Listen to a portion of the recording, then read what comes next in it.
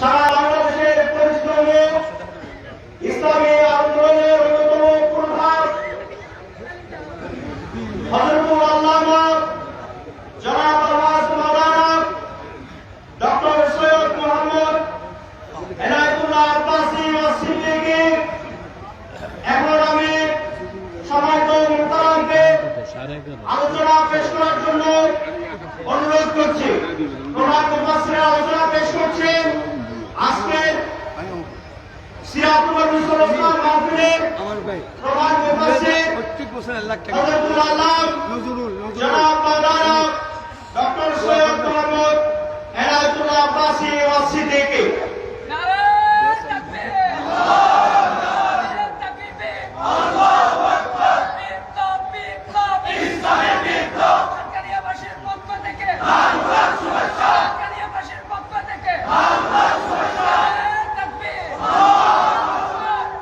إن الحمد لله نحمده ونستعينه ونستغفره ونعوذ بالله من شرور أنفسنا ومن سيئات أعمالنا من يهده الله فلا مضل له ومن يضلله فلا هادي له ونشهد أن لا إله إلا الله وحده لا شريك له ونشهد أن سيدنا وحبيبنا ومولانا محمدا عبد الله ورسوله صلى الله عليه وعلى آله وصحبه وسلم الذي أكمل الله به قصر النبوة أي ختم الله به النبوة وحكما لا نبي بعده وأعلن في القرآن بالبرهان أن محمدا صلى الله عليه وسلم خاتم النبيين والمرسلين الذي أرسله بالحق بشيرا ونذيرا وداعيا إلى الله بإذنه وسراجا منيرا فقد قال الله تعالى في كلامه المجيد والفرقان الحميد أعوذ بالله من الشيطان الرجيم بسم الله الرحمن الرحيم اليوم أكملت لكم دينكم وأتممت عليكم نعمتي ورضيت لكم الإسلام دينا صدق الله العظيم وصدق رسوله النبي الكريم ونحن على ذلك من الشاهدين والشاكرين والحمد لله رب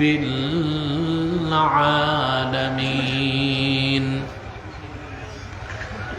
إن الله وملائكته يصلون على النبي يا أيها الذين آمنوا صلوا عليه وسلموا تسليما اللهم صل على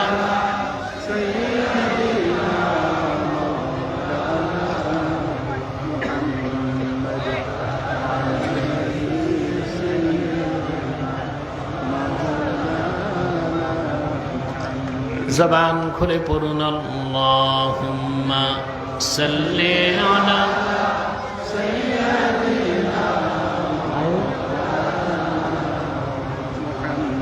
বেলাল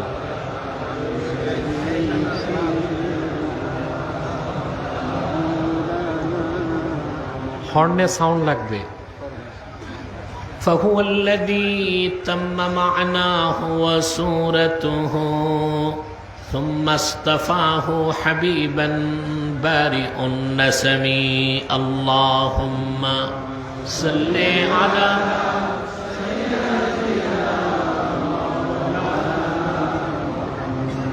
وعلى آل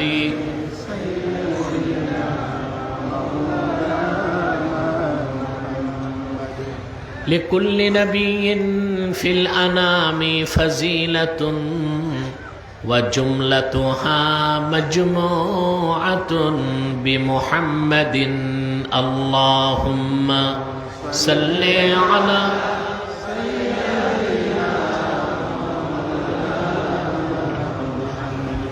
وعلى آل سيدنا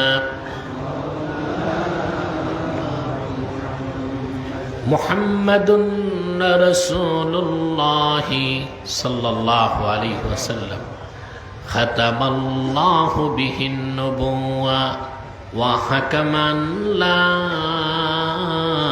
نبي بعده بلغ العلا بكماله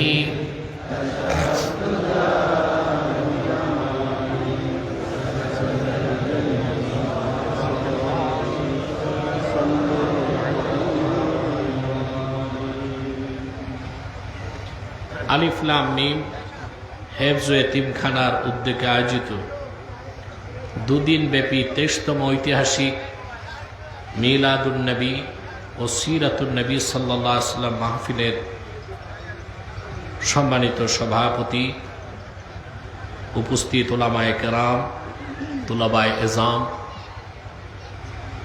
বিভিন্ন প্রান্ত থেকে প্রচণ্ড গরমে যারা আজকের মহতি মাহফিলে উপস্থিত হয়েছেন তাদের সকলকে অন্তরের অন্তঃস্থল থেকে জ্ঞাপন করছি মোবারক। সবটুকুন শুকরিয়া আল্লাহ সুবহানাহু ওয়া তাআলার জন্যে, যিনি আজকের বরকতপূর্ণ মাহফিলে আমাদেরকে আসার বসার তৌফিক মেহেরবানি করে ভিক্ষা দান করেছেন। সেজন্য আসুন আমরা সকলে একবার অবনত চিত্তে হৃদয়ের আবেগ অনুভূতি উজাড় করে সমবেত কণ্ঠে বলি আলহামদুলিল্লাহ। অগণিত অসংখ্য দরুদ ও সালাম আল্লাহর সৃষ্টির প্রধান আকর্ষণ, বিশ্ব সভার সভাপতি, সকল নবী রাসূলগণের মাথার তাজ, শামসুল হিদায়াত, বদরুদ্দুজা, সৈয়দুস সাকালাইন, ইমামুল মুরসালিন, খাতামুন নবিয়্যিন ওয়াল মুরসালিন, আফতাবে নবুওয়াত, শাহানশাহে রিসালাত, সরকারে দো জাহাঁ, সুলতানুল মদিনা, নবিয়ুল আম্বিয়া, হুজুরে আকরম, নূরে মুজাসসম, নূরুন আলা নূর, সৈয়দিনা হাবিবিনা শফিঈনা মাওলানা মুহাম্মদ সাল্লাল্লাহু আলাইহি ওয়াসাল্লামের উপর আল্লাহ পাক যাকে আজ থেকে ১৫০০ বছর আগে প্রেরণ করেছেন সর্বশ্রেষ্ঠ ও সর্বশেষ নবী ও রাসূল হিসেবে, যার পরে আজ পর্যন্ত পৃথিবীতে অবশ্যই কোনো প্রকার নবী কিংবা রাসূল অবশ্যই আসে নাই, অবশ্যই এখনো নাই, অবশ্যই কিয়ামত পর্যন্ত আসবে না। সম্মানিত সুধী, দুদিন মাহফিলের আজকের সমাপনী দিবস, ঠিক না? বাংলাদেশে এখন চলতেছে স্মরণকালের ভয়াবহ গরম, তাও ঠিক অনেক বেশি গরম। মাইকের আওয়াজটা সেটেল না, বাড়ে কমে, সেটেল করে দাও। আওয়াজ বেশি দরকার নাই, ক্লিন আওয়াজ, কম আওয়াজ। তো আমি শুনেছি গতকালের প্রধান আলোচক আসে নাই, অসুস্থ। আমিও অসুস্থ ছিলাম, আমিও যদি না আসতাম তো কমিটির পিঠের চামড়া থাকে আর কথা বলেন। আবার আমার এখানে আরে সাউন্ডটা বাড়াও না, ক্লিন আওয়াজ করো, ধরে রাখছো তো আওয়াজ। পিছনে হর্ন নাই? হর্ন হর্ন আছে? হর্ন দুইটা দাও, কম করে দাও।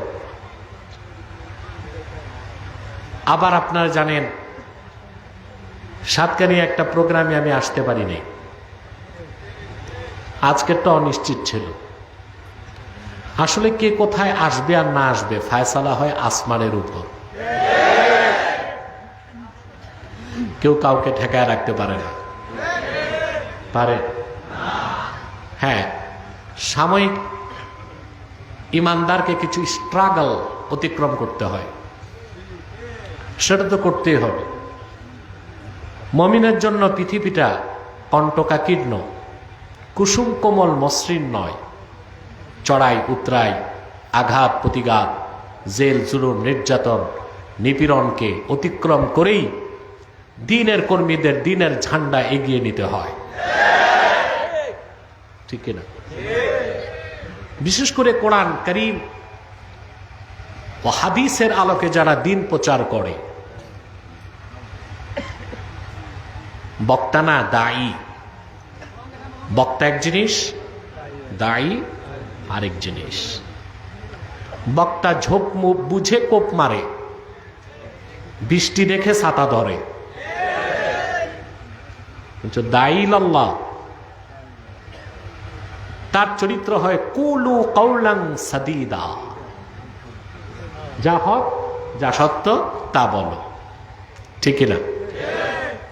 সেজন্য যারা দুআতিলাল ইসলাম, দ্বীনের পথে মানুষকে দাওয়াত দিবে, এই পৃথিবীতে তাদের চলার পথটা পুষ্পকোমল মসৃণ নয়, বরং বড়ই কণ্টকাকীর্ণ, বিপদ সংকুল, আঘাত প্রতিঘাতকে অতিক্রম করেই তাকে এগিয়ে যেতে হয়। তা আমি আসতে পেরেছি আলহামদুলিল্লাহ। এটা আমার বিজয় নয়, এটা সাতকানিয়াবাসীর বিজয়।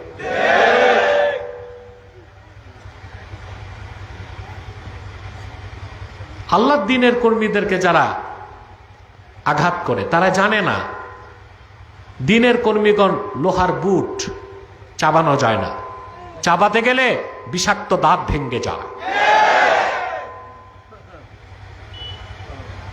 সম্মানিত সুধী, দেরিতে হলেও আমি পৌঁছেছি। সূরা মায়দা থেকে 3 নম্বর আয়াতের অংশ তেলাওয়াত করেছি।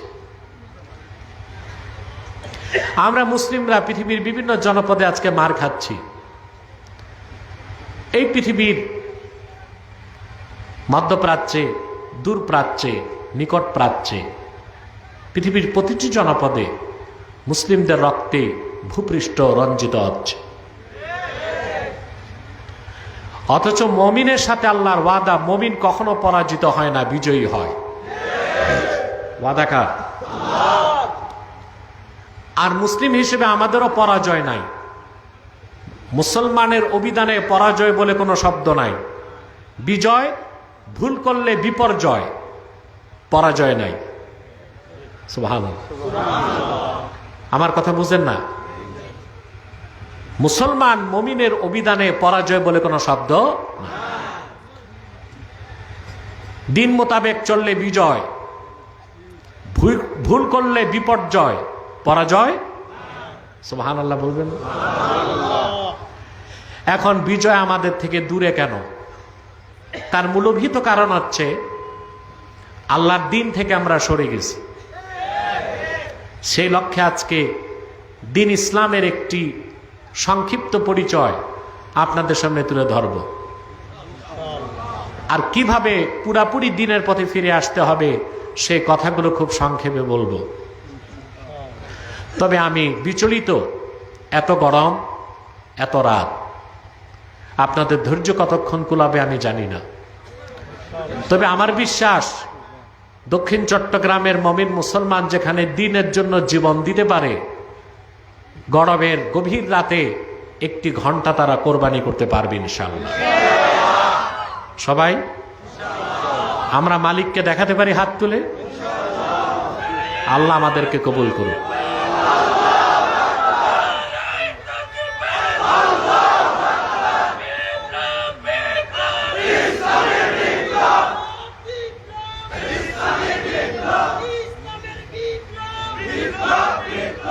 আল্লাহ আমাদেরকে কবুল করুন, মঞ্জুর করুন। আমার যে ভাইরা পাহাড় পর্বতে বসে আছেন, আত্মহত্যার ইচ্ছা জাগছে, রেল চলে, রাতের চলে না, আসে তো গলা কাটতে গেছেন নাকি? নেমে আসুন, জনগণের মূল স্রোতের সাথে মিশে যান। ওখানে না, একটু সামনে আসেন। প্যান্ডেল পুরাটাই মোটামুটি ভরে গেছে, বাম পাশে একটু ফাঁকা আছে। আপনারা যদি আসতেন পরিবেশটা সবচেয়ে সুন্দর হয়ে যেত। আর মাহফিলের প্যান্ডেল যত সুন্দর করতেন, আপনাদের কবর জীবনটা তার চেয়ে সুন্দর হতো। আর দেরি নয়, আসুন আমরা আলোচনায় প্রবেশ করছি। আল্লাহ পাক সূরা মায়েদাতে ইরশাদ করেছেন, আপনারাও হৃদয়ের সংকীর্ণতা পরিহার করে দারাজ কণ্ঠে আমার সঙ্গে পড়ুন। আউযু বিল্লাহি মিনাশ শাইতানির রাজীম। বিসমিল্লাহির রহমানির রহিম। اليوم أكملت لكم دينكم وأتممت عليكم نعمتي ورضيت لكم الإسلام دينا। আল্লাহ পাক বলেন, আল ইয়াউমা আকমালতু লাকুম দীনাকুম। সাউন্ড তো কমে যাচ্ছে, আমার তো আর শক্তি নাই।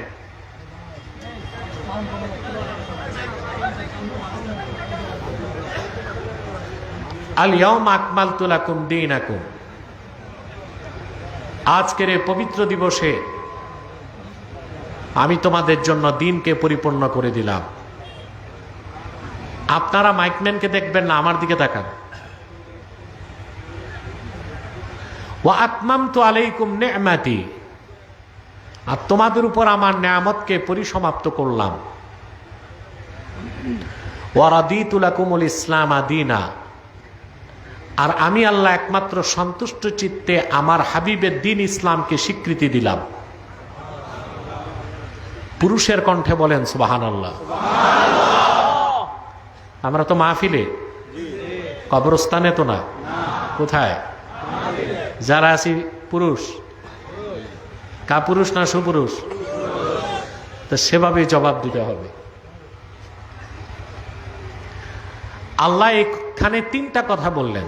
এক, আল্লাহ মুহাম্মদ সাল্লাল্লাহু আলাইহি ওয়াসাল্লামের রক্ত ঝরা দিনকে পরিপূর্ণ করে দিয়েছেন।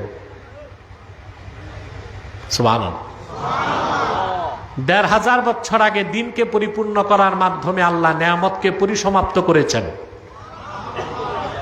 ৩ নাম্বার, সকল ধর্ম তন্ত্র মতবাদকে রহিত করে শুধু আল্লাহর হাবিবের আনিত দিন ইসলামকে আল্লাহ স্বীকৃতি দিয়েছেন। আপনাকে টের পাইছেন আল্লাহ কি বলছেন? টের পান নাই, কারণ আপনারা মুসলমান কিন্তু কোরআন শরীফ বুঝেন না। অবাক হয়ে যাবেন, এই আয়াতের ফজিলত এসেছে সুনান তিরমিজিতে। সুনান তিরমিজিতে এসেছে। আপনারা চুপ থাকেন তো একটু। সুনান তিরমিজিতে এসেছে আব্দুল্লাহ ইবনে আব্বাস রাদিয়াল্লাহু তাআলা আনহুমা। নাম শুনছেন না? আমার আল্লাহর হাবিবের আপন চাচাতো ভাই। ওনার বড় পরিচয় রাইসুল মুফাসসিরিন, মুফাসসিরদের সম্রাট। বড় গলায় বলি সুবহানাল্লাহ। আল্লাহর হাবিব যেদিন বিদায় হজ্জে মিনাতে ছিলেন, আব্দুল্লাহ বিন আব্বাস বলেছেন, ওই সময় আমার বয়স ছিল কদ না হাস্তুল ইহতিলাম, আই কদ কারাবতুল ইহতিলাম। আমি বালেগ হই নাই, বালেগ হওয়ার কাছাকাছি পৌঁছেছি। হাদিসের কিতাবে এসেছে তার বয়স ছিল তখন 14। অর্থাৎ রাসূলুল্লাহ যখন বিদায় হজ্জে ভাষণ দিচ্ছেন, আব্দুল্লাহ বিন আব্বাস ছিলেন নাবালেগ। ছেলেরা বালেগ হয় কত বছরে? জোরে। তার বয়স ছিল 14। নাবালেগ থাকতে লোকটা রাইসুল মুফাসসিরিন কেমনে হইল? সুবহানাল্লাহ। জবাব তিনি নিজে দিচ্ছেন, বুখারী শরীফ কিতাবুল ইলমে এসেছে। আব্দুল্লাহ বিন আব্বাস বলেন, আমি আল্লাহর হাবিবের জন্য অজুর পানি নিয়ে দাঁড়িয়েছিলাম, রাসূলুল্লাহ আমার হাতে অজুর পানি দেখে খুশি হয়ে ওনার নূরের সিনা মোবারকের সাথে আমার সিনাটা লাগালেন আর বললেন, আল্লাহুম্মা আল্লিমহু তাওয়িল, আল্লাহ তুমি আমার এই আব্দুল্লাহ বিন আব্বাসকে কোরআনের ব্যাখ্যা শিখায় দাও। রাসূলুল্লাহর এতটুক দোয়ার কারণে আল্লাহ পাক নাবালেগ থাকতে আব্দুল্লাহ বিন আব্বাসকে রাইসুল মুফাসসিরিন বানায় দিলেন। সুবহানাল্লাহ। সাউন্ড বাড়বে না? একটি স্পিকারটা বাড়ালেও তো হয়। সম্মানিত সুধী, এই রাইসুল মুফাসসিরিন আব্দুল্লাহ বিন আব্বাস রাদিয়াল্লাহু তাআলা আনহুমা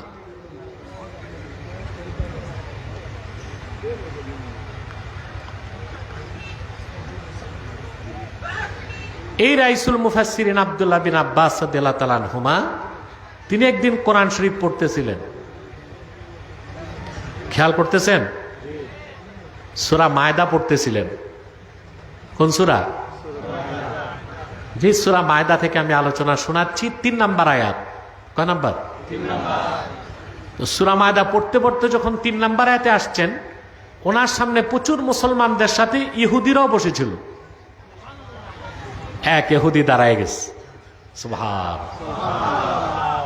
দেখেন তো চিন্তা করে, ১৫০০ বছর আগে এ তো আওয়াজ আছে, এটা কই রাখছো? আওয়াজ তো আছে তোমার, এটা আটকায় রাখছো কেন? ঠিক করো, এটা চলবে, এই আওয়াজটা খুব সুইটেবল, এটা ধরে রাখো, চাবিটা কানের সাথে বেঁধে নাও। বলেন, আমাদের অস্ত্রে তো মাইক, এটা যদি ভোতা হয় তো চলবো কেমন? সম্মানিত সুধী, আবার ওই পক্ষ কিছু দিল কিনা ওরে?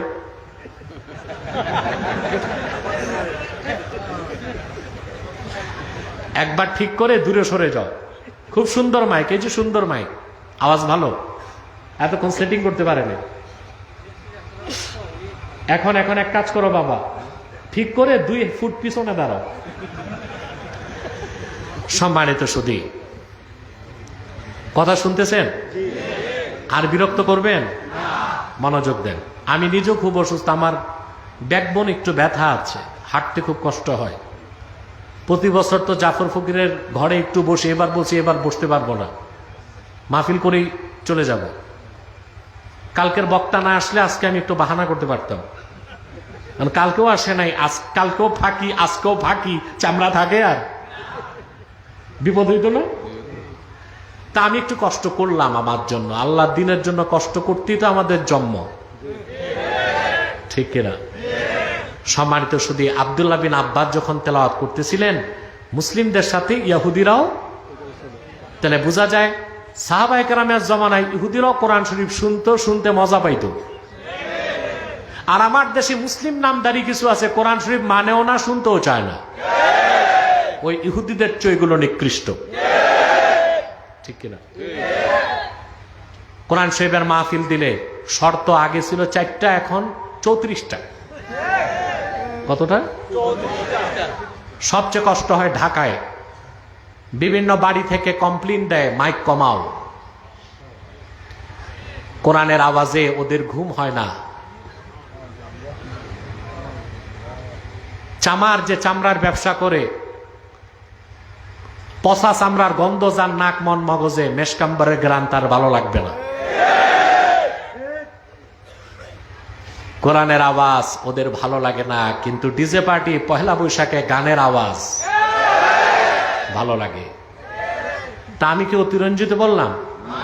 সাহাবায়ে কেরামের জমানায় কোরআন শরীফ মানে নাই, শুনতে মজা পাইতো। আর আমার দেশে যেগুলো আছে কিছু কুলাঙ্গার মানুষরূপী জন্তুগুলো কোরআন শরীফ শুনতেও চায় না, মানতেও চায় না, ওগুলোর চেয়ে এগুলো বেশি, ঠিক কেন? ইহুদি বসাত থেকে দাঁড়ায় গেছে, বাহ, এত সুন্দর কথা কোরআন শরীফে আছে। তার বক্তব্যটা আমি হাদিসের এবারত দিয়ে শোনাচ্ছি। যুবক ইহুদি দাঁড়ায় গেল, দাঁড়িয়ে বলল, আব্দুল্লাহ বিন আব্বাস, এই কথাটি কোরআন শরীফে আছে আমি জানতাম না। লাউ নাযালাত হাযিহিল আয়াতু আলাইনা লাত্তাখাযনা যালিকাল ইয়াওমা ঈদা। এরকম একটি আয়াত যদি আমাদের পয়গম্বর মুসার উপর নাজিল হতো, খুশির আতিশয্যে আমরা ইহুদিরা আয়াত নাজিলের দিনটাকে ঈদের দিন বানায় নিতাম। সুবহানাল্লাহ। কোরআন শুধু শুনছে না বুঝছে? কথা বলে না, বুঝেছে। এত বুঝছে আমার দেশের অনেক মোল্লা মৌলবীও ততটুকু বুঝে নাই। সাইয়েদনা আব্দুল্লাহ বিন আব্বাস জবাব দিলেন, ইহুদি তুমি জানো না, ওয়াল্লাহি ইন্নাহা নাযালাত আলা রাসূলিল্লাহি সাল্লাল্লাহু আলাইহি ওয়াসাল্লাম ফি ইয়াউমি ঈদাইন, ইয়াউমি আরাফাতা ওয়া ইয়াউমি জুমআহ। আল্লাহর কসম রে ইহুদি, তোমার জানা নাই এই আয়াত আল্লাহর নবী মুহাম্মদ সাল্লাল্লাহু আলাইহি ওয়াসাল্লামের কাছে এমন একদিন নাজিল হয়েছে যেই দিন ডবল ঈদ হয়েছে। দিনটা ছিল হজের দিন, দিনটা ছিল জুমার দিন। সুবহানাল্লাহ। যেই দিন ডবল ঈদ হয়েছে ওই দিন আল্লাহ এই আয়াতটা নাজিল করেছেন, আল ইয়াউমা আকমালতু লাকুম দীনাকুম ওয়া আতমামতু আলাইকুম নি'মাতি ওয়া রাদিতু লাকুমুল ইসলামা দীনা। পুরুষের কণ্ঠে গলা ছেড়ে বলেন আলহামদুলিল্লাহ। ইমামে খাজেন তাফসীর খাজেনে এই আয়াতের ব্যাখ্যা লেখেন, আল্লাহর আখিরি নবী,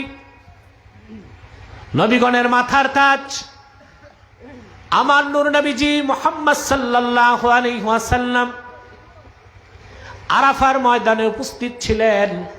দুনিয়া থেকে বিদায় নেবার মাত্র 81 দিন আগে রাসূলুল্লাহ উষ্ট্রির পিঠে বসেছিলেন। রাসূলুল্লাহর সামনে 1,24,000 সাহাবী দাঁড়ায় ছিলেন। অন্য বর্ণনায় এসেছে 1,40,000 সাহাবী। বর্ণনায় এত অমিল কেন? 1,24,000 1,40,000 কোনো অমিল নাই। যারা 1,24,000 গণেছেন তারা মহিলা আর শিশুদের বাদ দিয়েছেন, আর যারা 1,40,000 বলেছেন তারা মহিলা ও শিশুদেরকে গণনা করছেন। আমরা এক কথায় বলতে পারি রাসূলুল্লাহর সামনে লাখের উপর লোক দাঁড়ায় ছিল।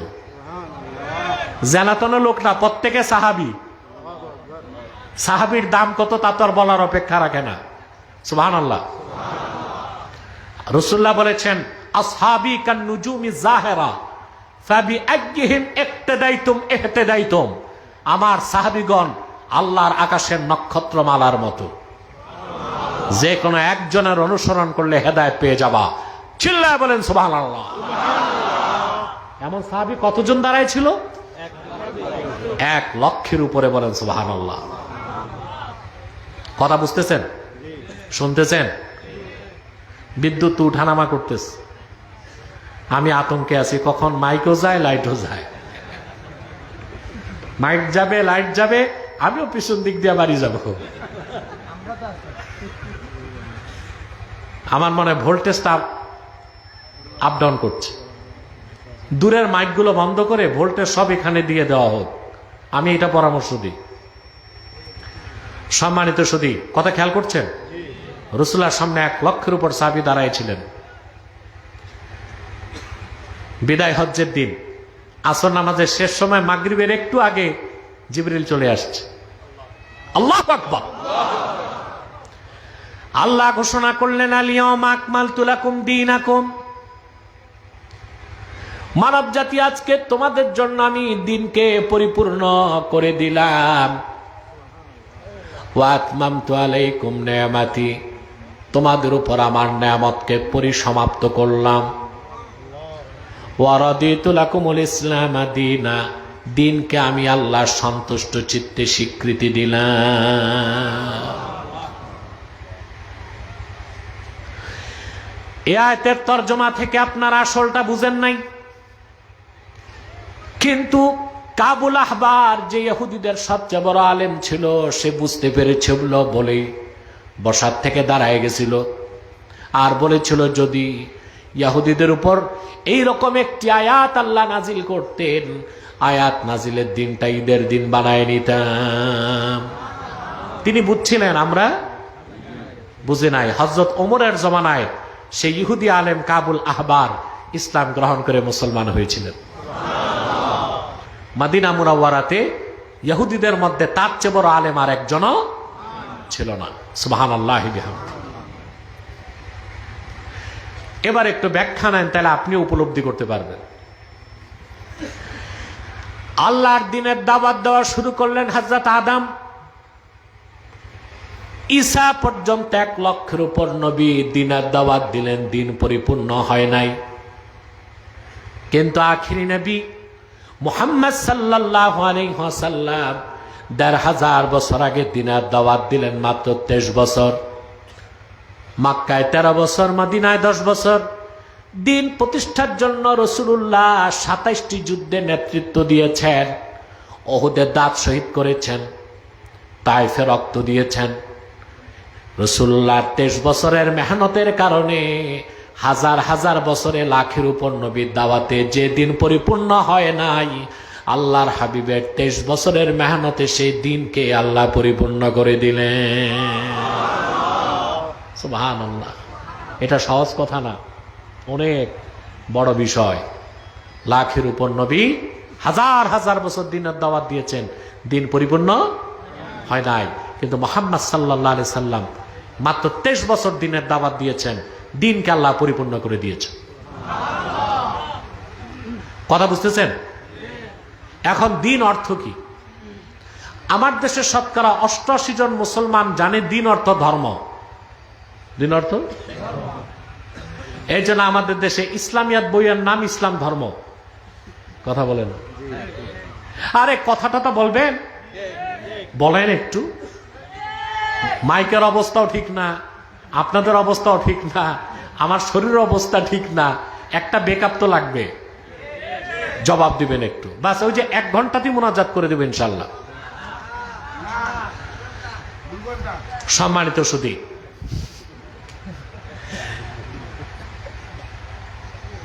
খেয়াল করে দেখুন, দিন অর্থ শুধু ধর্ম না, একটা অর্থ না, দিনের 4টা অর্থ। কয়টা? অনেকে একটা জানে, দিন অর্থ জীবন ব্যবস্থা না, দিনের 4টা অর্থ। কয়টা? 4টা অর্থ না জানলেই গোলমাল। 4টা অর্থ না জানলেই গোলমাল হবে। আর গোলমাল করতে যাই অনেক নেতা বলে লাকুম দীনুকুম ওয়ালিয়া দিন,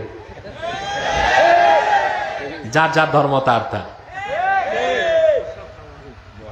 দিন অর্থ যে কি তাই তো জানে না। একটি জাতিকে বুদ্ধিবৃত্তিক নেতৃত্ব দেয়, রাজনৈতিক নেতৃত্ব দেয় নেতারা জাতিকে। আলেম ওলামা পীর মা শায়েখ দেন আধ্যাত্মিক নেতৃত্ব, আর বুদ্ধিজীবীরা দেয় বুদ্ধিবৃত্তিক নেতৃত্ব। অথচ বুদ্ধিজীবী যেই দেশের হবে সেই দেশের অধিক সংখ্যক লোক মুসলিম, অথচ অধিকাংশ বুদ্ধিজীবীর ইসলাম সম্পর্কে ধারণাই নাই। তোরা নেতৃত্ব দিবে কেমন করে? কথা বলেন। বাংলাদেশের মাটিতে যে রাজনীতি করবে তারে রাজনীতির জ্ঞান লাগবে না? এই জাতিকে চিনতে হবে না?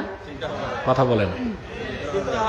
তা আমার দেশে যারা বুদ্ধিভিত্তিক নেতৃত্ব দিবে জাতিকে, ওই বুদ্ধিজীবীদের মধ্যে 15.5 আনাই দিন সম্পর্কে কোনো জ্ঞান নাই, কোরআন হাদিসের কোনো অক্ষরও তাদের জানা নাই।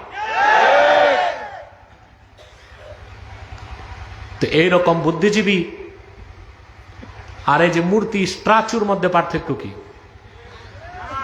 পার্থক্য আছে? দিনের কয়টা অর্থ? 4টা। আল্লাহ তাআলা দিন দিয়ে একটা অর্থ নিয়েছেন ইতাআত, আনুগত্য। যেমন আল্লাহ তাআলা বলেন ওয়ামা উমিরু ইল্লা লিয়া'বুদুল্লাহা মুখলিসিনা লাহুদ্দিন। এখানে দিন মানে ইতাআত। পূর্ববর্তী জাতিদের এটাই নির্দেশ করা হয়েছিল, তারা একমাত্র ইবাদত করবে আল্লাহর জন্য, ইখলাসের সাথে, আল্লাহ ছাড়া কারো ইবাদত করবে না, আর ইতাআতকে দিনকে খালেস করবে আল্লাহর জন্য। এখানে দিন মানে ইতাআত। সুবহানাল্লাহ। দিনের একটা অর্থ আল্লাহ নিয়েছেন ঈমান। একটা অর্থ কি? ঈমান। যেমন আল্লাহ তাআলা বলেন, قُلْ أَتُعَلِّمُونَ اللَّهَ بِدِينِكُمْ وَاللَّهُ يَعْلَمُ مَا فِي السَّمَاوَاتِ وَمَا فِي الْأَرْضِ। মুহাম্মদ সাল্লাল্লাহু আলাইহি ওয়াসাল্লাম, আপনি বলুন বেদুইনদেরকে, তোমরা কি তোমাদের দিন আল্লাহকে শেখাতে চাও? অর্থাৎ তোমাদের অন্তরে ঈমান আছে না নাই? ওই ঈমানকে আল্লাহ দিন বলেছেন, সে সম্পর্কে তোমরা কি আল্লাহকে শিখাতে চাও নাকি? আল্লাহ তো সব জানেন। এখানে কুল আতুআল্লিমুনাল্লাহা বিদীনিকুম, এখানে দিন মানে ঈমান। দিন মানে ঈমান। দিনের একটা অর্থ ইতাআত, দিনের একটা অর্থ ঈমান। সুবহানাল্লাহ। আবার ইসলামকে আল্লাহ দিন বলেছেন। যেমন আল্লাহ বলেন, ওয়ামান ইয়াবতাগি গায়রাল ইসলামি দীনান ফালান ইউকবালা মিনহু ওয়া হুয়া ফিল আখিরাতি মিনাল খাসিরিন। আর যে ব্যক্তি, এখানেও ইসলাম মানে ঈমান অর্থ। কি অর্থ? আর যে ব্যক্তি মুহাম্মদ সাল্লাল্লাহু আলাইহি সাল্লামের আনিত দিন ইসলামকে গ্রহণ করবে না, তার নামাজ, তার রোজা, তার হজ, তার যাকাত কিছুই আল্লাহর কাছে কবুল হবে না। কাল কিয়ামতের দিন সে ক্ষতিগ্রস্তদের কাতারে শামিল হয়ে যাবে। দিনের একটা অর্থ ইতাআত, দিনের একটা অর্থ ঈমান, দিনের আরেকটা অর্থ জাযা, পুরস্কার। একটা অর্থ কি? পুরস্কার। যেমন আল্লাহ তাআলা বলেছেন, আলহামদুলিল্লাহি রাব্বিল আলামিন আর রহমানির রহিম মালিকি ইয়াউমিদ্দিন। মালিকি ইয়াউমিদ্দিন আয় মালিকি ইয়াউমিল জাযা।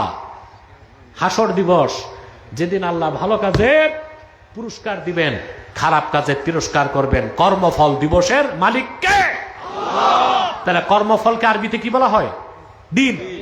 দিনের একটা অর্থ কি? কর্মফল। যেমন ইংরেজিতে বলা হয় as you sow so you reap, যেমন কর্ম তেমন ফল। এটাকে আরবিতে কর্মফলকেও বলা হয় দিন। কি বলা হয়? কয়টা অর্থ পেলাম? দিনের 4 নম্বর অর্থ হচ্ছে বিধিবিধান, শরিয়ত। সেই জন্যই বলা হয় ইসলাম হচ্ছে জীবন বিধান। সেই কথাটি আল্লাহ সূরা মায়দায় বলেছেন, আল-ইয়াওমা আকমালতু লাকুম দীনাকুম, আজকে আমি তোমাদের জন্য দিন ইসলামকে পরিপূর্ণ করে দিলাম।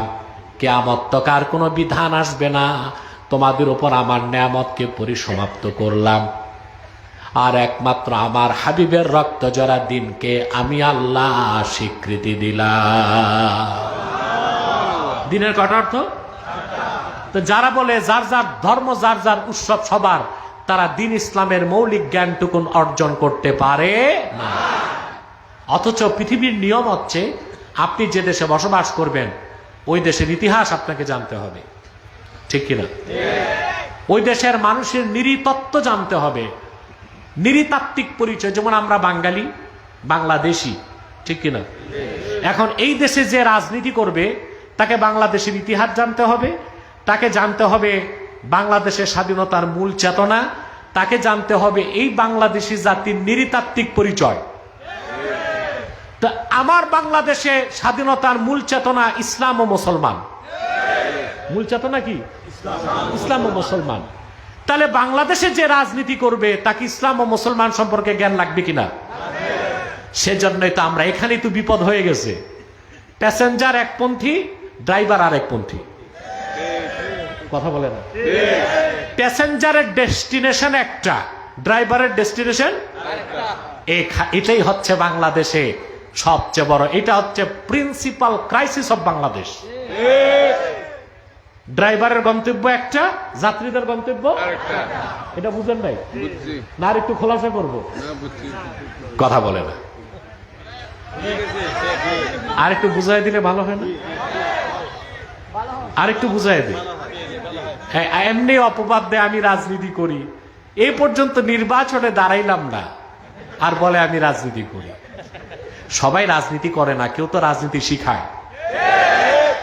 সবাই যদি রাজনীতি করে তো রাজনীতি শিখাবে কে? পলিটিক্সের দুইটা দিক। কয়টা? এটা রাষ্ট্রবিজ্ঞানে পাবেন, একটা অ্যাপ্লাইড পলিটিক্স আর একটা হচ্ছে থিওরিক্যাল পলিটিক্স। কয়টা? অবিয়া সাহেব আমার দিকে তাকান, ডিস্টার্ব করলাম, খুব বিরক্ত লাগতেছে আমার। একে তো গরম, মাইকটা মোটামুটি এখন লাইনে আসছে, এরপর যদি আপনারা ডিস্টার্ব করেন তা আমার করার কিছু থাকবে? যে দাঁড়ায় আছেন দাঁড়াই থাকুন, না পাখাও চলবে না, ওটা ঠান্ডায় সমস্যা, হরেক রকম সমস্যা। কারণ মাহফিলটা তো হচ্ছে গরমকালে, এই জন্য সমস্যা।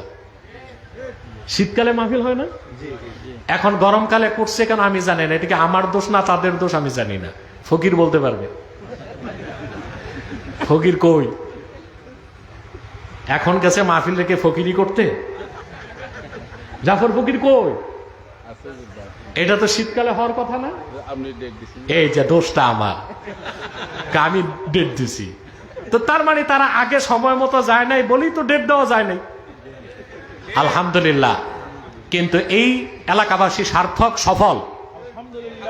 বৃষ্টি বাদল গরমেও আল্লাহর কোরআনের মাহফিল হয়, তা তারা প্রমাণ দিয়ে দেখাইতে পারছে। আপনার তো রাতে, আমি এখনো দিনে মাহফিলে যাই আলহামদুলিল্লাহ, প্রচন্ড গরমেও কোরআন প্রেমিক শ্রোতারা চলে আসে।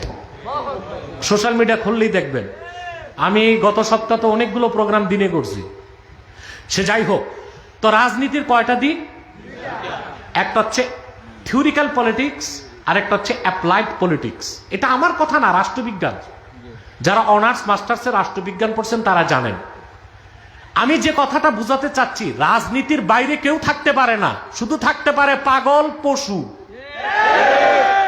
আপনাকে রাজনীতির বাদ দিবেন কেমন করে? রাজনীতি কয়টা দিক?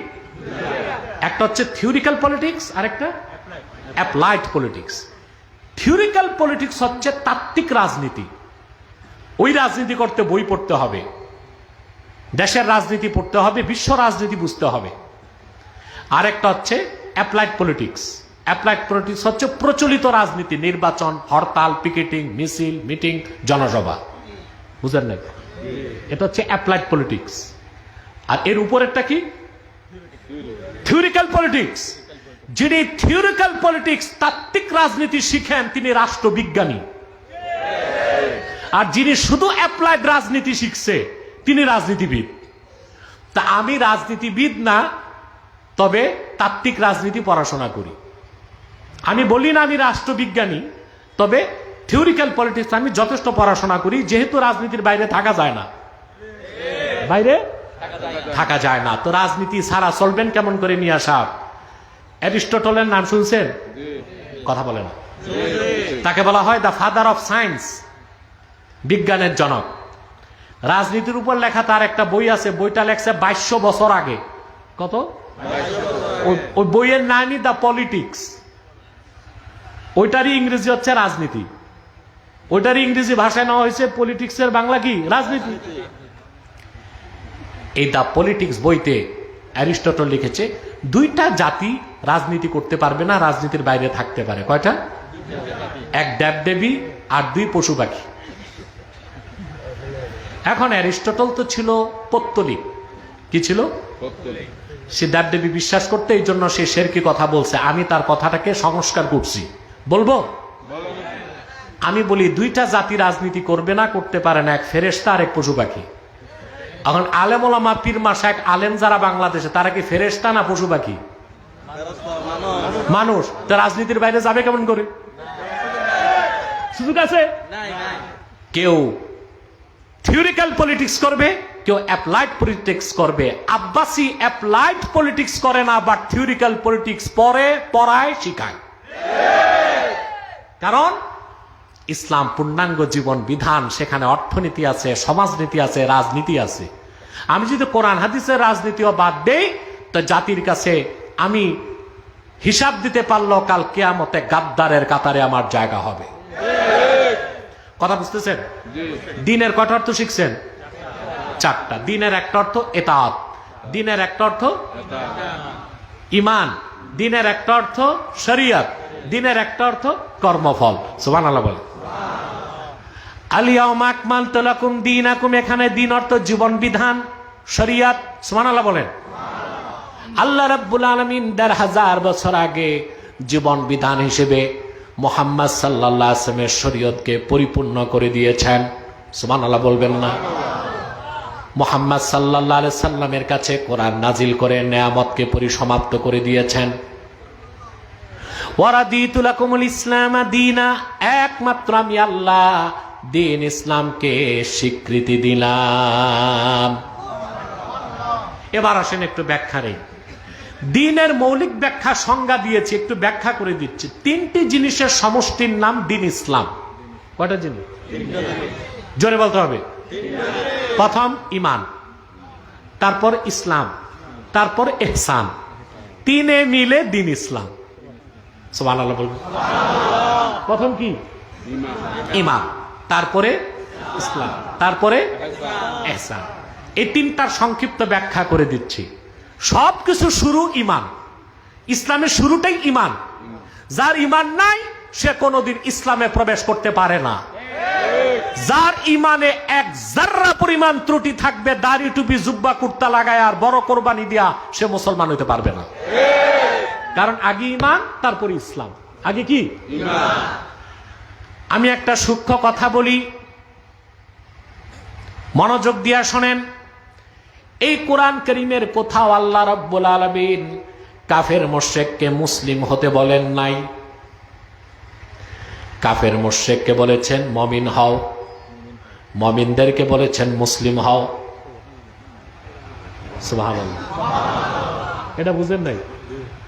আল্লাহ কাফের মুশরিককে কি বলছেন? ঈমান আনো। আর ঈমানদারকে বলছেন মুসলিম হও। তাহলে বোঝা যায় ঈমান না এনে মুসলমান হওয়ার কোনো সুযোগ নাই। আমরা যখন কাফেরদেরকে কাফের বলি, তো কেউ কেউ আমাদেরকে নসিহত খয়রাত করে, কে মুসলিম কে অমুসলিম আপনি বলার কে? আরে কে মুসলিম কে অমুসলিম সংজ্ঞা তো কোরআনে আছে, সেই সংজ্ঞায় আমি বলতে পারি কে মুসলিম কে অমুসলিম। ঠিক কিনা? কথা বলেন। আচ্ছা, একটা সহজ উদাহরণ দিই। আপনারা কি মুসলমান? আর আপনারা যে মুসলমান, আপনাদের নাম লেখা আছে কোরআন শরীফে? কথা বলেন। লেখা আছে? কিয়ামত তক যত কাফের আসবে তাদের নাম লেখা থাকার দরকার ছিল? কথা বলে না। ইমানের সংজ্ঞায় আপনি মুসলিম, আর কুফুরির সংজ্ঞায় অমুসলিমরা অমুসলিম। কথা বলে না। এখন যদি আমাদেরকে শিশু বাচ্চা মনে করা হয় আর বলা হয় যে কিয়ামতই তো বিচার হবে, কে মুসলিম কে অমুসলিম, আপনারা এত হইচই করেন কেন? তা আমরা তো বলবো আদালতগুলো বন্ধ করে দেন, চোরকে ডাকাতকে হাসরেই তো হিসাব হবে। তা আদালতের দরকার কি? চোর ধরতে পুলিশের দরকার কি? দুর্নীতি ধরতে দুদকের দরকার কি? হাসরেই তো বিচার হবে। সব কিছুর বিচার যদি দুনিয়াতেও হতে পারে, অন্তত কারা কাফের, কারা মুমিন, কারা মুসলিম, কারা অমুসলিম তাই স্পষ্ট করে দেওয়া উলামায়ে কেরামের উপর ফরজে আইন।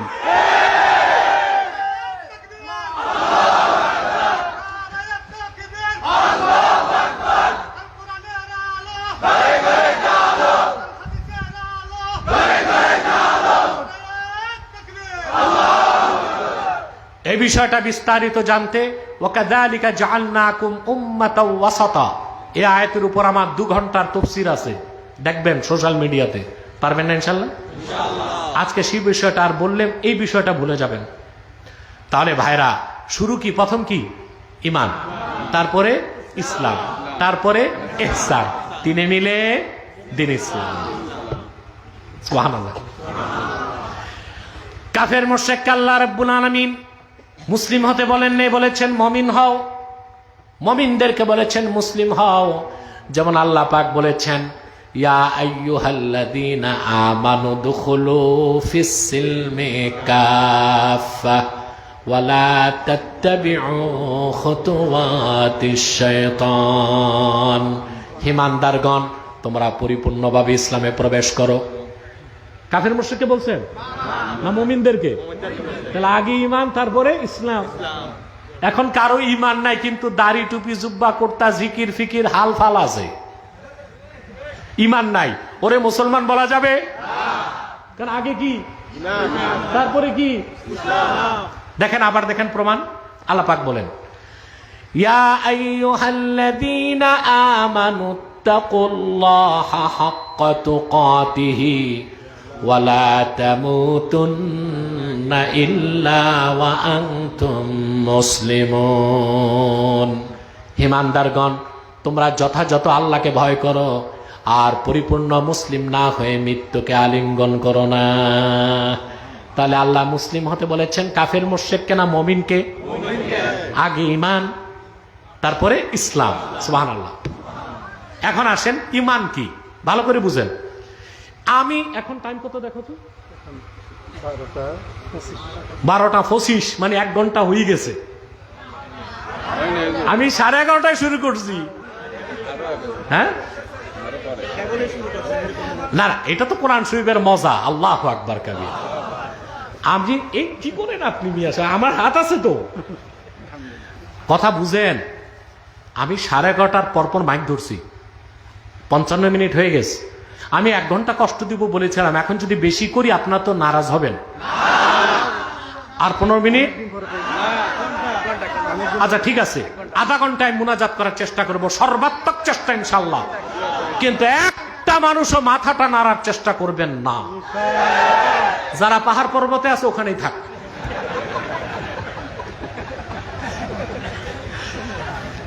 আরে ভাই, সমস্যা তো বহুত রকম। ওখানে এমনও কিছু লোক আছে জিন্সের প্যান্ট লাগাইছে, এটা সুপারি গাছের মতো চিকন। আমার বুঝে আসে না, এটা কি সেলাই করে পা দেয় না পা দিয়ে সেলাই করে? এখন আমি বলবো বসো, বসলেই তো বিপদ, চিচেন ফাঁক, তো দাঁড়াই থাক। কি বলেন আপনারা? সম্মানিত সুধী, খুব ভালো করে মনোযোগ দেন। মুমিনকে আল্লাহ বলেছেন মুসলিম হও। প্রায় 1 ঘন্টা হয়ে গেল মাত্র। আমি যদি ইমানের সংজ্ঞা দিতে যাই, ফজর হবে, সংজ্ঞা শেষ করা যাবে না। কিন্তু একজন মহান ব্যক্তির সংজ্ঞা আমার কাছে আছে, ওই সংজ্ঞার পর আর সংজ্ঞাও লাগবে না। তিনি ইমাম আজম আবু হানিফা রাহমাতুল্লাহ। আমার দেশের কিছু ভাই আছে, ওনারা খুব বেশি জ্ঞানী, মাযহাব মানা লাগে না ওনাদের। মাযহাব লাগে না, বলে আহলে হাদিস, আসলে আহলে হাদিস না, লা মাযহাবী। এরা প্রায় প্রায় আবু হানিফার ভুল ধরে। বেটা, কে আবু হানিফা জানো? 80 হিজরিতে তার জন্ম। 4 জন সাহাবী সাক্ষাৎ লাভ করছেন। 1200 তাবিঈনের কাছে যে ফিকহ হাদিস শিখছেন, তার নাম আবু হানিফা। বুখারীর উস্তাদের উস্তাদের উস্তাদ। আর তুমি কিনা আন্ডা ব্যাপারী আবু হানিফার ভুল ধরো। এগুলো চলবে না বাংলাদেশে। এই 20 টাকা 8 টাকা নিয়ে ডিবেটও হচ্ছে। এমন মানুষের সাথে ডিবেটে গেছে, এমন মানুষ দুটোকেই পাগল বলতে হয়। ডিবেট তো যে সেই লোক করবে না।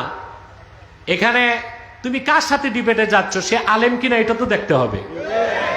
যে আলেম না, জালেম, ওর সাথে বসবে আরেক জালেম, আর আলেমের সাথে বসবে আলেম। এগুলোর মাধ্যমে বরং হানাফি মাযহাবকে আরো প্রশ্নবিদ্ধ করা হয়। আর ওই দূরের কোন জাহেল মানুষ, তার সাথে অনলাইন ডিবেটের প্রয়োজন আমি অনুভব করি না, কারণ তাদের ঠাকুরগুলো তো সব বাংলাদেশে। এগুলোকেই তো অফলাইন ডিবেটে বসানো যায়, ঠিক কি না? অফলাইন ডিবেটে বসাইলে ঠাকুরগুলো হারলে, গাছের গোড়া কেটে দিলে ঠালপালার তার অস্তিত্বই থাকে না। আজ তক আলহামদুলিল্লাহ আমার কাছে বুদ্ধিজীবীদের দাদারা হারছে, কিন্তু প্রায় খোঁচাখুচি করে, আমি বসবো। আমি বলছি ওরে কেউ চিনে না, আমি বসলেই তো ওরে চিনবে, ওই তো এটাই চায়, ঠিক কিনা? আমি যার তার সাথে ডিবেটে যাই না। যখন দেখি কাফের মোশরিক বেঈমান নাস্তিকদের ঠাকুর, ওইটারে ধরি আমি। ধরতে তো আবার ছাই দিয়া ধরি, যেন না পিছলায় যায়, বুঝলেন? এগুলো আমাদের আলেমদেরও খেয়াল রাখতে হবে, বা কম বয়সের যারা ওয়াইজ বক্তা তাদেরও খেয়াল রাখতে হবে। যার তার সাথে ডিবেটে যাওয়ার কোনো প্রয়োজন, এতে তারা সুযোগ পায়। কি পায়? সুযোগ পায়। লামাযহাবীদের এমন একটা প্রশ্ন নাই যার জবাব হানাফি মাযহাবে নাই, সব আছে। লামাযহাবী এগুলো তো কিচ্ছু না। এদের যে উস্তাদ বড় ঠাকুর ছিল ইবনে তাইমিয়া, সে আহলুস সুন্নাহ ওয়াল জামাতের ইমামদের কাছে শোচনীয়ভাবে পরাজিত হয়েছিল। দামেস্ক থেকে পালায় মিশর চলে গেছিল। ক্ষমা চেয়ে আবার দামেস্কে আসছে, দামেস্কের জামে মসজিদের বারান্দায় তাকে কতল করা হয়েছে। অতএব যে কথাটা বলছিলাম, ইমামে আজম আবু হানিফা যেন তেন মানুষ না। 80 হিজরিতে তার জন্ম। ইমাম জাহাবি তাজকিরাতুল হুফাজে ইমাম আবু হানিফার আলোচনা এনেছেন। 80 হিজরিতে তার জন্ম। 4 জন সাহাবী সাক্ষাৎ লাভ করছেন, 1200 তাবিঈনের কাছে বসার সুযোগ পেয়েছেন। তার নাম আবু হানিফা। সুবহানাল্লাহ। ইমানের একটা সংজ্ঞা দিয়েছেন ইমামে আজম আবু হানিফা রাহমাতুল্লাহ, বলেন আল ঈমানু হুয়া মুজাররাদু তাসদীকি রাসূলিল্লাহ সাল্লাল্লাহু আলাইহি ওয়াসাল্লাম। শুধুমাত্র আল্লাহর আখিরি নবী, আল্লাহ রাসূল, আল্লাহর হাবিব মুহাম্মদ সাল্লাল্লাহু আলাইহি সাল্লামের রিসালাতকে বিশ্বাস করার নাম হলো ঈমান। সুবহানাল্লাহ। তা এখন প্রশ্ন আসে না, রাসূলুল্লাহর রিসালাতকে মানলেই যদি ঈমান চলে আসে তো তাওহীদ কই? কথা বলে না। আখিরাত কই? তাকদীর কই? আল্লাহর উলুহিয়তের বিশ্বাস, আল্লাহর রুবুবিয়তের বিশ্বাস, প্রশ্নগুলো আসে। ইমাম আজম ব্যাখ্যা করে দিয়েছেন, বিমা জাআ বিহি মুহাম্মাদুন সাল্লাল্লাহু আলাইহি ওয়াসাল্লাম উলিমা যারুরাতান। আল্লাহর আখিরি নবী মুহাম্মদ সাল্লাল্লাহু আলাইহি ওয়াসাল্লাম ১৫০০ বছর আগে আল্লাহর পক্ষ থেকে যা কিছু এনেছেন, শক্তি দিয়া আরো জোরে, যা কিছু বলেছেন হাদিস, যা কিছু নীতি নির্ধারণ করেছেন সুন্নাহ। সেই কোরআন, সেই হাদিস, সেই সুন্নাহ চোখ বন্ধ করে অক্ষরে অক্ষরে বিশ্বাস করার নাম হলো ঈমান। সুবহানাল্লাহ। যে কোরআন মানলো সে তাওহীদ মানলো, কথা বলে না। আখিরাত মানলো। শুধু মুহাম্মদ সাল্লাল্লাহু আলাইহি ওয়াসাল্লামের রিসালাতকে বিশ্বাস করলেই আল্লাহ ঈমান ও ঈমানের ৭৭টা শাখা বান্দার হৃদয়ে গেঁথে দেন, বলেন সুবহানাল্লাহ। এটা ঈমান। এটা কি? এই ক্ষেত্রে কোনো ছাড় আল্লাহ মেনে নিবেন? তাহলে কোরআন হাদিস সুন্নাহকে বিশ্বাস করার নাম কি? ঈমান। এখন আমার দেশে একটা নতুন ফিতনা বের হইছে, আহলে কোরআন একদল বের হইছে। এতদিন তো শুনতেন মাযহাব মানে না, আহলে হাদিস। এরা আবার আরো গোমরা হয়েছে। এরা এখন বলতেছে হাদিসও দরকার নেই, আমরা শুধু কোরআন মানি, আহলে কোরআন। এটা কি আহলে কোরআন না আহলে শয়তান? হাদিস অস্বীকারী মুসলমান থাকতে পারে না। বাংলাদেশে আহলে কোরআন দাবিদারের ঠাকুর, যেটা এশিয়ান বিশ্ববিদ্যালয়ের প্রফেসর, এটার আমি ধরছিলাম গত বছর। এটা তো দেখার কথা আপনাদের, দেখছেন? পালাইছে। আসার আগে স্ট্যাটাস দিছে আব্বাসীকে ধরতে যাচ্ছি। তা আমিও চিন্তায় পড়ে গেলাম যে বড় বড় কাফের মুশরিক নাস্তিকরা আমার নাম শুনলে পানি খায়, আর ও আমার বাড়িতে আসতেছে, ব্যাপারটা কি? আসার পর বুঝতে পারছি সে ক্যান্টনমেন্ট থেকে একজন কর্নেলকে দিয়ে ফোন দিয়েছে নারায়ণগঞ্জের পুলিশ সুপারকে, ফোর্স চাইছে। আমার এখানে 10টায় আসবে, 9টায় ঢুকছে ডিসি সাহেবের বাংলোতে। ডিসিএসপি ক্যান্টনমেন্ট রেডি করে ফোর্স ও বাহিনী নিয়ে আমার কাছে আসছে। আমি ভাবছি ও এজন্যই তুমি আমার কাছে আসার সাহস করছো। কিন্তু জানে না খরগোশ ভুল করেও যদি বাঘের গুহায় যায় ফিরে আসা মুশকিল। কিতাবপত্র নিয়ে ধরলাম, মাত্র 22 মিনিটের মাথায় মস্তক নত করে তওবা করে নাকে খত দিয়ে আমার থেকে বিদায় নিছে। মনে রাখবেন, শুধু কোরআন বিশ্বাস যদি কেউ বলে আমি শুধু কোরআন মানি হাদিস মানি না, ওয়াল্লাহি রাব্বিল কাবা, কাবার মালিক আল্লাহর কসম, সে কাফের হয়ে যাবে। নামাজের কথা কোরআন শরীফে আছে, 5 ওয়াক্তের কথা আছে, কিন্তু কোন নামাজ কোন রাকাত কোরআন শরীফে নাই, এটা হাদিসে আছে। তা হাদিস বাদ দিলে তো নামাজই যায়। কি যায়? নামাজের অস্তিত্ব কথা বলে না। রোজা, রোজা আপনি কখন থেকে কখন রাখবেন আল্লাহ শুধু বলে দিয়েছেন সুম্মা আতিম্মুস সিয়ামা ইলাল লাইল, কিন্তু কখন সেহরি কখন ইফতার এটা আপনাকে হাদিস থেকে নিতে হবে। সওমের একটা অর্থ হচ্ছে পানাহার থেকে বিরত থাকা, সওমের আর একটা অর্থ হচ্ছে কথা না বলে চুপ থাকা। যেমন হযরত মারিয়াম বলছেন ইন্নী নাযারতু লির-রাহমানি সাওমা ফালান উকাল্লিমাল ইয়াওমা ইনসিয়া।